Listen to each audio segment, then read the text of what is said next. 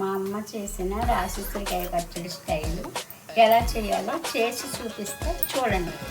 రాసి ఉసిరికాయ ముక్కలు. ఈ పచ్చడికి కావలసిన పదార్థాలు: మినప్పప్పు, ధనియాలు, జీలకర్ర, ఎండుమిర్చి, ఎల్లుల్లిపాయ.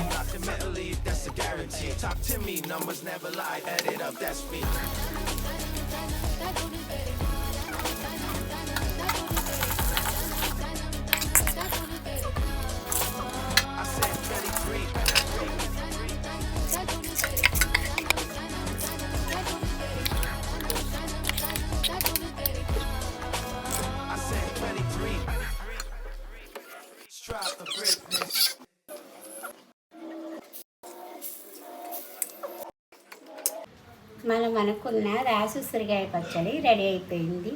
మీరు కూడా చేసుకుని తిని చూసి చెప్పండి, చాలా బాగుంటుంది.